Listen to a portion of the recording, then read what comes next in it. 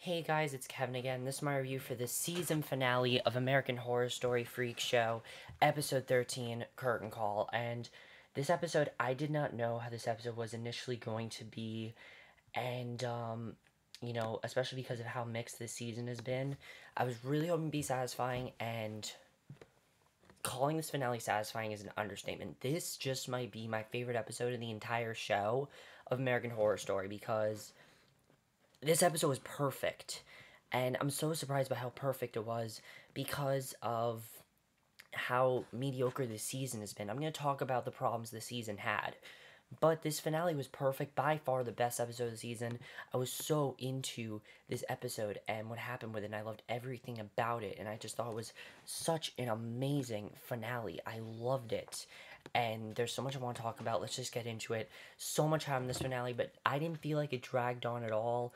And I like that this episode mainly, honestly, was two finales put in one, which I really liked, actually. I like the structure of this episode, and I like some of the messages it was trying to tell. They really got a message around perfectly, and I thought it was an amazing finale. So let's just get to it. So, the first half of the finale mainly concentrates on Dandy owning the freak show. Danny now owns the freak show, and he doesn't understand why they aren't selling tickets, and he's taking down the others, basically to tell him, oh, this is a normal thing, this is nothing new, we always don't have people selling tickets, but Dandy doesn't want to listen to them. He's like, you know what, I don't care what you have to say, and he declares that they're boring, and they're mediocre, and he's saying that audiences need a new kind of freak, and he thinks that, he's a freak and everything. When he threatens them, they fight back, and Paul, who declares Danny's boring, they all quit. And the second they quit, I'm like, no, they're not going to quit because Danny's coming after them. And that was just an awesome way to start the episode because I already loved where it was starting. I love seeing Dandy in this position. He definitely should not be here, but I love what Dandy has done. I mean, this was by far Finn Wittrock's best performance on the entire show. He did an amazing job in this episode, and I loved what they did with Dandy in this episode. So, then we see Elsa. She is now in Hollywood because, of course, Dandy took her there. An entirely sentient receptionist refuses once again to let Elsa meet with the hand of a television network. And we basically find out that Dandy tricked Elsa for the most part. Basically, what ends up happening is that Elsa was tricked by Dandy. She thought that there was going to be some sort of producer there, but there's nobody there. And the receptionist eventually insults Elsa, prompting a slap and a fight with security, which gets conveniently broken up by the junior vice president of casting, a German sympathetic to Elsa's claims, and we don't see what happens there for the rest of for a little while. We see what happens later, but for the rest of the episode, for this half at least, we focus on what happens with Dandy. That's what we focus on. And this next part of the episode might just be the creepiest and craziest thing American Horror Story's ever done, but it also might just be one of the best scenes they've ever done. This scene was fucking amazing, and I loved it. And what they did here, I absolutely loved. Dandy puts on makeup, declares showtime, and the second he said that, I'm like, he is going to kill every single one of them. Literally, he goes on a shooting rampage. He kills Paul, Penny, Susie, Amazon Eve. He gets into a fight with Amazon Eve. And what ends up happening is that, he ends up just killing them one by one, and he doesn't even give them time to think. And I love that Danny doesn't even give them time to think. He shoots Paul, then he shoots Penny, then he shoots Susie, he shoots a bunch of other freaks, and the gunshots are heard, and some freaks are able to arm themselves, such as Amazon Eve, but eventually he kills her. They end up in a fight, and he kills her. But Desiree is set free, luckily. Desiree set free, and that scene was just so crazy to watch. But you know what? This is Dandy, and Dandy just had to have one final moment with those freaks. That's how he felt about the freaks. That's what he wanted to do with them. And just when he did that, that was just insane what happened there. Extremely insane, but I loved it at the same time. That was an amazing sequence, and just the way that was done was amazing. What happened there. So just as it seems like Danny's gonna find Desiree, Eve appears, inciting a brawl. As I said, he kills Eve, and basically The fight allows Desiree to escape. Desiree luckily escapes, which I did not think was going to happen. I thought he was going to kill Desiree, but I didn't. You can't kill that. You can't kill all of them. If he would have killed every single freak, I would definitely not have been happy. No, he killed the ones that didn't really have that much to do, because let's face it, Paul, Amazon Eve, all them, while they were good characters, we really didn't care about them that much. I didn't care about them as much as I really wanted to. I wanted to care about their characters more. I never really got that invested in them. So when they died, I was like, you know what, that was pretty awesome. It was pretty shocking, and just the scene that we see is so devastating what Danny has done. He has completely destroyed the freak show. He's basically done what he wanted to do, which is destroy the freak show, and he finally did it, and it was amazing to watch. Finn Wittrock in this scene just, was killing it in that scene. It was awesome. It was awesome to watch, and I loved it. So, Ben Dot, however, are kidnapped by Danny. Basically, they're tied up, they're being gagged. He tells them to follow him, and that was just so creepy. So, then we see Jimmy. Jimmy was completely clueless, and I actually like that Jimmy was annoying in this episode, because Jimmy actually had a storyline in this episode. We had to conclude Jimmy's storyline, and I thought they actually did a good job of concluding his storyline. Basically, Jimmy visits the camp in the middle of the night to find the entire place in disarray, seemingly abandoned. It's completely abandoned, and he's searching for Elsa until he gets to the main tent, where he finds the bodies of the dead laid out in a path from the stage and through the audience, and Desiree finds him, and they're both crushed, they're mourning together, and just what you see is just, it's insane what Danny has done. You see all the bodies laying down, through the tent and through the audience, and that was just huge what happens. The way that Danny did that was awesome, and basically the two mourned together, and such a devastating scene. I mean, they never wanted this. They wanted to take down Danny, but Danny was just too strong for them, and that's what we saw, is that Danny was too strong. But at the same time, the thing with Danny is that you care about his character. You care about Danny's character, and it's really weird how you care about his character. But you do, because you understand why he's doing what he's doing. He's doing this because he only cared about Ben Dot.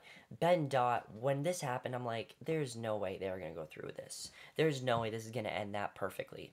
Ben Dot are shown in a wedding dress, walking down the aisle for Bet to meet groomsman Dandy, and Bet enthusiastically agrees, though Dot is a little bit more reluctant about the scenario. And they get married, and I'm just like, when did Bet start falling in love with Dandy? Like, I never really saw much chemistry between the two of them. So at this point, I'm like, I don't know how to feel about this, because if Bet would have just randomly fell in love with Dandy, I would not have understood that, because Bet never really showed that much interest towards Dandy. Like, she liked him, but she never was like, oh my god, I love Dandy. Like, she was never like that. So, seeing this was just a little bit strange that she suddenly had this huge attraction to Dandy. It seemed a little bit weird to me, and luckily, though, it wasn't what we thought it was, which I really like seeing, because basically, they're at this dinner feast, and Dandy's imagining their thrilling future of freak babies, but suddenly he has a drink, and he starts to get a little bit woozy. And he basically realizes that they've poisoned his drink. And Desiree is now their chef, and that was awesome to watch. When she came out, I'm like, oh my god, this is so awesome, because it reminds me of Dora, and how annoyed Danny was by Dora, and Desiree has replaced her, and he raised a knife to Desiree, shaky as he is, but Beth shoots him in the upper arm, and Jimmy is now the butler, and he enters, and in a brief flashback, we see how the twins distracted him to let the others into the mansion. You know, they were basically having food and everything, and it's awesome what they did. Their plan was honestly genius, and that's one of the things I gotta say that I really loved, is that the freaks, honestly, a lot of people said they were very boring, but I found them interesting. I mean, what they do to people, how they just kill them, that really was the overall message of the season, was the freaks turning against other people, and this episode showed that very, very well. This episode definitely portrayed that in a very good way, and of course what they did with Stanley last week, which thank God he was not in the episode, but then what they do with Danny is even crazier, and Danny deserves it, but you feel bad for him as well, because he really loved Ben Dot, and he honestly did love them. While he was insane, while he is crazy, while he's killed a lot of people, while you shouldn't sympathize with him, you do, because you understand why he's done what he's done, and I think that was well done that they did that. So Danny, basically, you know, they tell Danny that he's finally going to be the star of the show, just he loses consciousness, and they put him in Houdini's escape tank, and this was just awesome. This is Dandy's final scene, and it was awesome to watch. He totally went out with a bang. Finn Wittrock's character, Finn Wittrock, Dandy, you went out with a bang in this episode. Perfect way to end Dandy's storyline. He is a few feet taller than him with a bit of water in the bottom. He's naked, wearing only his underwear, chained to the ground, and the twins are adding that he'll be home soon, home in hell, and I love that line. And Jimmy starts to slowly raise the tank in the water. He's doing whatever he can to get him, to beg for his life, but they're not listening to him. They're just eating popcorn. I love the fact they were just eating popcorn while he died. I found it to be very funny, but honestly, I felt bad for him as well. And I love his final words where I hate you, I hate you, I hate you, because those were some of his first words into the show and some of just how he started. We know that he says that when he goes crazy and everything. And Dandy got what he wanted. He was the star of the show. People were watching him. And that's how Dandy died. And honestly, I thought that was a very satisfying death. I really enjoyed it. And it's one of the most satisfying deaths, I think, in American Horror Story history. I think it was extremely well handled. I think the way they handled it was perfect. He totally went out with a bang. And I love Dandy. We'll never forget his character. And just, Dandy was just awesome. And I love everything that he added to the show. Now, the rest of the episode focuses on Elsa. However, we cut to, of course, American Horror Story always does this. We cut to 8 years later. It's now 8 years later, and basically, I really loved the way that Elsa's storyline ended. I thought it was very well done. Now, I loved what they did with Dandy's storyline. Don't get me wrong, I thought it was amazing what they did with him. But what they did with Elsa's storyline was so well done. I love what they did, and it just added to me loving this episode. She basically, we find out that after she went to Hollywood, she ultimately married the man from the episode's opening, making him her manager. She became this huge star. She actually got what she wanted, and I was surprised that Elsa got what she wanted. She became this huge star for the show called the Elsa Mars Hour. It kind of seems unbelievable, honestly, like how much Elsa's done. It seems unbelievable, and she's even getting a star on the Walk of Fame. She's shown filming a commercial for instant coffee with her husband, and the two begin to argue, and Elsa does not want to do this. She thinks it's a dumb commercial. She doesn't want to be like that. And you can see that her and her husband don't really get along very well. And she refuses to perform on Halloween. Because, of course, what happens when you perform on Halloween? Edward Mordrake and, Edward Mordrake and everything. She's worried that's going to happen to her again. So, basically, she doesn't want to perform on Halloween. And basically, she tells him, nope, I'm not doing this. And I thought that was just an amazing scene. And Elsa then goes home and she meets Massimo there. And I was very happy that we had this interaction between them. And it didn't feel like Fiona and the Axemen at all, which I really like. I like that. It didn't feel like them at all. It felt like new characters, and I really enjoyed that. It definitely seemed like they were trying to not make it like Fiona and the Axemen, which I really enjoyed. Because if they would have, I would not have enjoyed it as much. So I like that they tried to make it not like that, which I enjoyed a lot more because of them not trying to do that. So she tells him how badly she wants to be loved, and he reminds her that and I love that this is when we find out that's 8 years later, because she said 8 years ago, Ethel gave her that cake and everything, and she wished that she was loved, and now she wants to be, and he reminds her that he loves her. She asks him to run away with her, but he tells her that he's simply visiting to say that he's dying. He has this, he has this chronic disease that was in his legs that's now going into his lungs, and he only has 1 month left to live, and it's really sad, but that's what happened to him, that he's dying, and you really feel bad for Elsa at this point. And later that night, Elsa gets drunk, her husband comes home with the head of the network, in the old film, the attempted snuff, and this was just so huge. And one of the things I love about this part of the episode is I really show why we saw certain things in this season. Like, for example, I really was trying to figure out why we see Edward Mordrake so much, why we saw what even the point of Edward Mordrake was on this show. I mean, the point of Edward Mordrake seemed to be to get rid of Twisty, but that's not what it was about, because we actually get back to that in this episode. And I love the message that this part of the storyline was trying to show, because the old film, the attempted snuff film where Elsa's legs were cut off, has been found, and a reporter is planning on publishing a piece on it, and as if that wouldn't ruin her career, her freak show past was also discovered. And this basically shows that things you do in your past affect you in the future. And what I liked about this was that it kind of showed, how it really relates to today as well, because, a lot of people, they post things on the internet, they get pictures posted of them, they post, like, nude pictures, they post, like, revealing pictures, and that really goes with what Elsa did, and basically, it screws over her career, and it screws over many people's careers, and I love that the show was trying to show that. That was one of the big points that I think the show was trying to make, and I really love that message. I think it was a fantastic message and a very mature message for American Horror Story, and I was so impressed by how well they handled it. I thought that was extremely well handled, and I love that message. I thought that was very well done. So, he tells her that all the freaks are mysteriously dead now, and the morality clause in her contract has officially been broken. And, basically, she's done, and she tells him, fine, I'll perform on Halloween. And, yeah, so basically she performed to be on Halloween for one last performance because she feels she should go out with a bang. And we cut to Halloween where Elsa is performing her show, and we see Desiree, and Desiree is, she's performing her show, and we finally got back to the music element of the show, which I love seeing, because I love when they had her sing.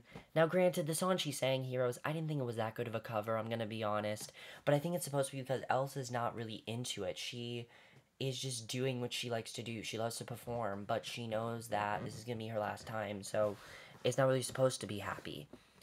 But then we see what's happened to the other freaks, and I really love that we saw this, and I thought this was how the episode was going to end, but it's not. We see Desiree, and she's now married Angus, who I'm not surprised about. I mean, they had that connection and everything. My only thing with that is that we didn't really see much of them. We didn't get to see much of their relationship, really. So, as much as I love that Desiree's happy, we didn't see much of that. But they passed the television screen with Elsa's show airing. She's very happy. And Jimmy's married the twins, and they're pregnant. So he's now married the twins. I can't figure out if he's married Bet or Dot. I think he's married both of them. But they also have a baby on the way, and I was very happy for Jimmy. I mean, Jimmy, I never really saw... I saw chemistry with him and Ben Dot. I never really saw chemistry with him and Maggie. So I'm happy they got with Ben Dot, and I'm happy that that's where Jimmy's story took him. I thought Jimmy was going to die, but I'm happy he didn't die, because he didn't need to die. Jimmy was a very boring character, but he had a very good ending, and I actually really love what they did with his character, definitely. And I'm going to talk about more of the problems after I get to the end of this, episode, but we see behind us the stage, of course, since it's Halloween night, a Mordrick and Twisty the Clown appear, and they have been summoned by her Halloween performance, and Mordrick appears saying that he always was interested in her story and how he never forgot her, and she requests that he just take her now, and he agrees to accept her suicide. And Twisty said it only hurts for a moment, and he stabs her, and as Elsa falls, she realizes that she's not going to hell. And I was surprised that happened, that Elsa's not going to hell, but I love that the message they try to portray here. Because Elsa goes back in time, back to the freak show, where she sees this was such a great sequence. It kind of reminded me of Titanic, honestly. Because what does Titanic do? Titanic showed all the members on the Titanic that died, and this was very similar to that, because it showed all the members of the freak show that had died. They've now started their own show, and basically they're all getting what they wanted. They're all happy. They're all finally being treated like they should be. They're being treated like normal people, and we see Ethel's there, and she is now the leader of the freak show. And she reveals that Elsa will never have to pay for her sins. I love seeing Ethel and Elsa. I love their friendship. And I love that Elsa called her best friend this episode. I thought that was great. And I love the line where Ethel says stars don't have to pay for their sins. I love that she said that, because I think with Elsa is that she lived through it. She lived through hell. She went through a living hell in her life. And she's already gone through hell. So she's learned through her sins. She's learned what she's done wrong. And she wasn't a bad person. Elsa was never a bad person. Elsa was someone who wants fame and will do anything to get it, but she wasn't a bad person. She cared about the freaks. She felt bad for them. I mean, she gave them a home. So she really didn't do anything bad. Yes, she killed Ethel, but she only killed Ethel because she was scared, and Ethel understands that. And I like that Ethel didn't hold that against her because of that.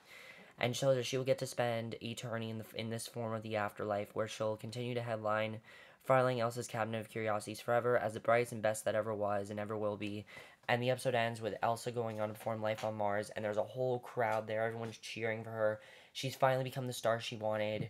Everyone's happy. You see Ethel smile, and that's how the show ends, and that's the end of Freak Show. And I thought that was a perfect ending, honestly. I thought that was a perfect ending.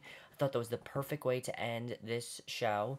And now we're going to get to some things that I think the show did right, and some things that I wish they would have improved on.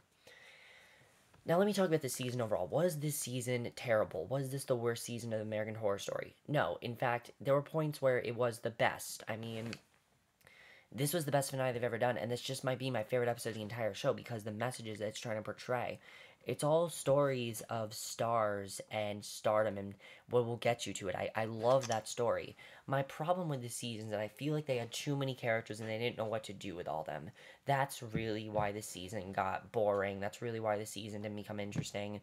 Because this episode got back to the initial plot of the show, and they didn't really focus on it too much. In fact, in the later half of the season, they didn't even really focus on the freak show and putting on a show and things like that. It wasn't about that anymore. It was about this person is dead or this person is gonna be killed. Like, it just got weird, and I think that this was perfect. The way they ended tonight was perfect, and looking back, it wasn't a terrible season. I rewatched Coven. That season was so much more worse. Last year's finale was terrible. Okay, last year's finale was terrible. This finale was amazing.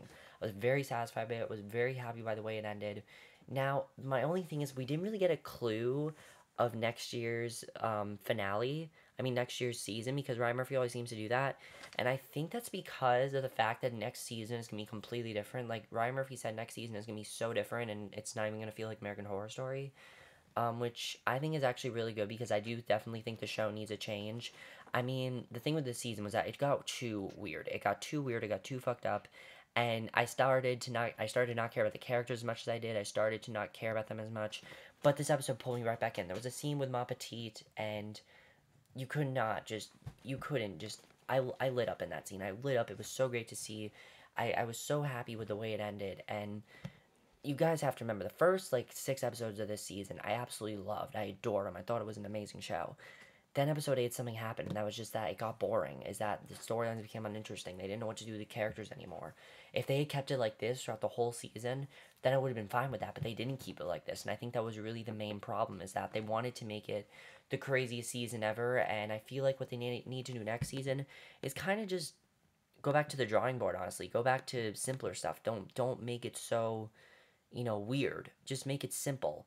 Make it simple scares like this, because this episode was genuinely creepy. The scene with Dandy murdering the freaks was probably the creepiest scene the show has ever done. And that's just because of how well it was done. It wasn't weird. It wasn't weird. It was Dandy murdering the freaks. And it was creepy because it was creepy. The way they portrayed it was creepy, and it worked. And I think that's really what next season needs to do, is they need to go back to the drawing board and focus more on the plot rather than the scares. I think that's the problem with the season, that they didn't focus on the plot as much as they should. They tried to focus more on whose storyline can we fuck up the most, like whose storyline can we make the weirdest, whose storyline can we make the most fucked up we've ever done. And it just seemed like that's what it did, and it didn't really work for me. The beginning half of the season was definitely better than this, but this was by far the best episode of the entire show. Absolutely loved this finale. I can't say I love the season because I didn't. I want to say it was the best season.